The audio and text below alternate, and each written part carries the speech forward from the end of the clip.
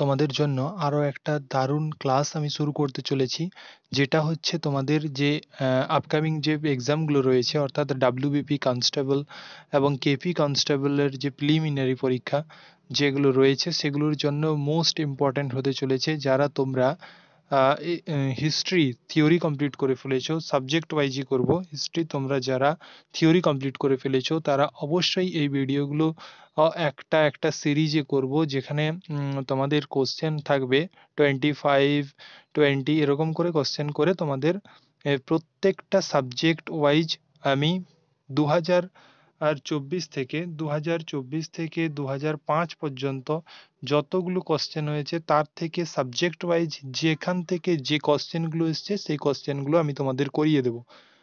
এবং এই যে পিডিএফগুলো, তোমরা পিডিএফগুলোর দেখবে ডেসক্রিপশনে থাকা একটা লিঙ্ক, টেলিগ্রামের লিঙ্ক পাবে, সেই টেলিগ্রামের লিঙ্কের থেকে তোমরা টেলিগ্রামে গিয়ে এই পিডিএফটি সংগ্রহ করে নিতে পারো।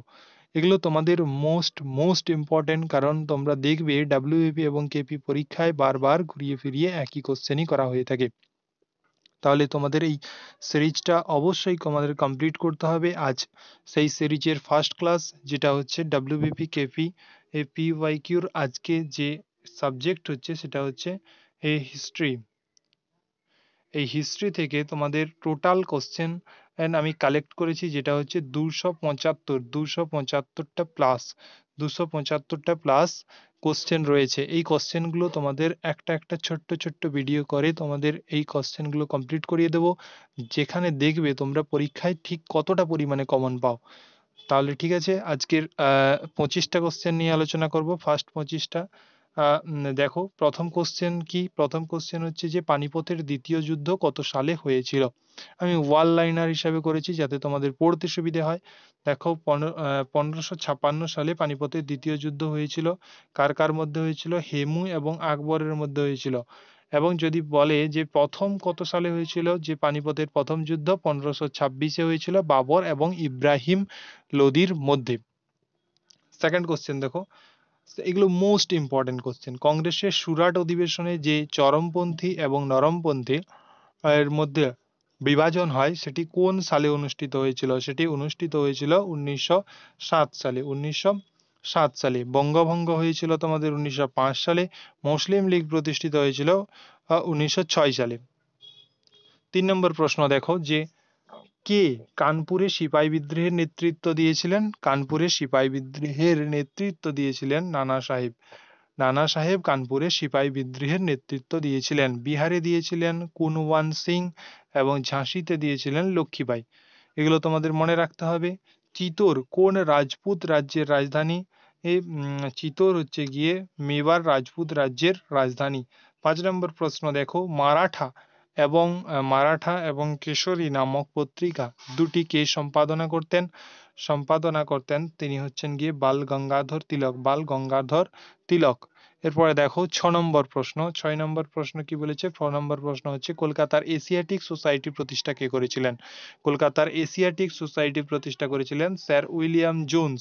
যাদের হয়ে গিয়েছে তাদের আবার রিভাইজ হয়ে যাবে, এবং যাদের হয়নি তারা অবশ্যই ভালো করে করে নাও, এখান থেকেই তোমাদের প্রশ্ন আসবে। কোন ব্যক্তি ইন্ডিয়ান ন্যাশনাল কনফারেন্স প্রতিষ্ঠা করেছিলেন? সুরেন্দ্রনাথ ব্যানার্জি। সুরেন্দ্রনাথ ব্যানার্জি। কোটা শহরটি ভারতের কোন রাজ্যে অবস্থিত? কোটা শহরটি রাজস্থান রাজ্যে অবস্থিত। কত সালে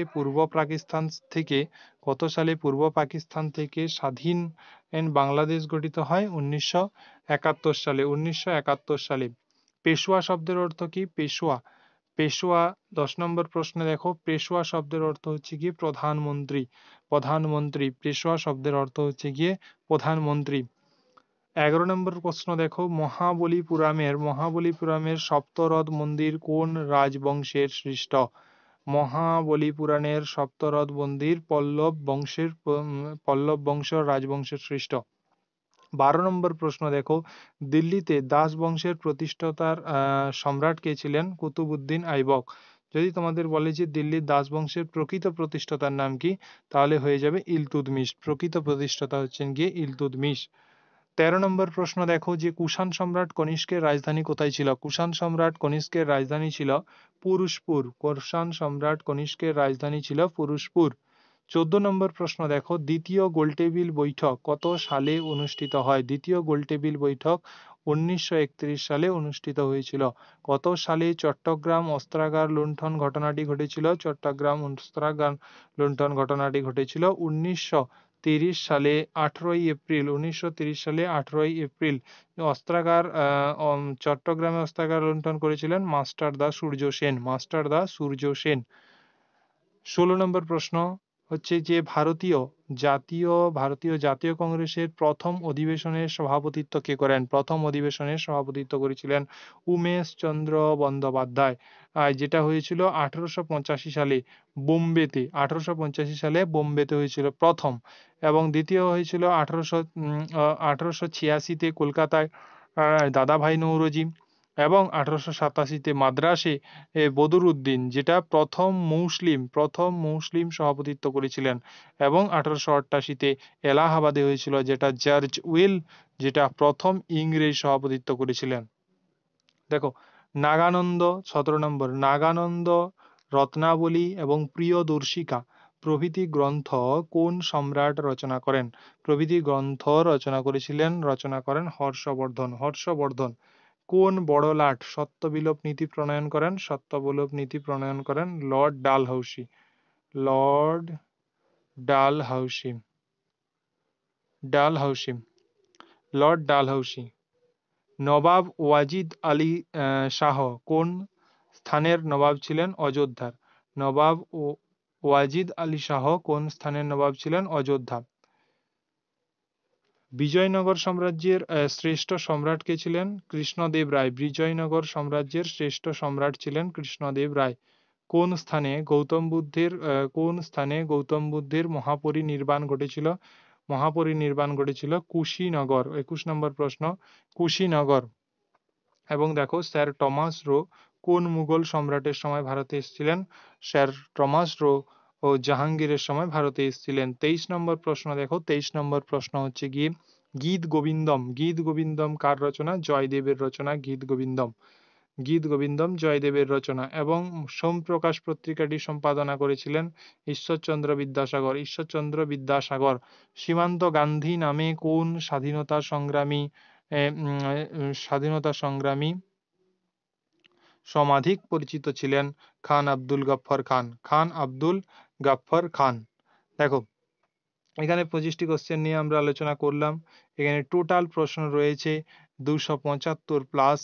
এই সবগুলো তোমরা যদি কমপ্লিট করতে পারো, তোমরা এখান থেকে 100% পরীক্ষায় ইতিহাস থেকে প্রশ্ন কমন পেয়ে যাবে। অর্থাৎ WBPKP তোমরা যারা ক্যান্ডিডেট রয়েছো, তারা অবশ্যই এগুলোকে খাতাতে নোট ডাউন করে বারবার পড়ে এগুলোকে মুখস্থ করার চেষ্টা করো। আমি এরকম যতগুলো ক্লাস হবে সিরিজ ওয়াইজ করে দেব, এবং সাবজেক্ট ওয়াইজ। এরপরে তোমাদের ভূগোল থেকে, বিজ্ঞান থেকে, সমস্ত সাবজেক্ট থেকে PYQ করিয়ে দেব।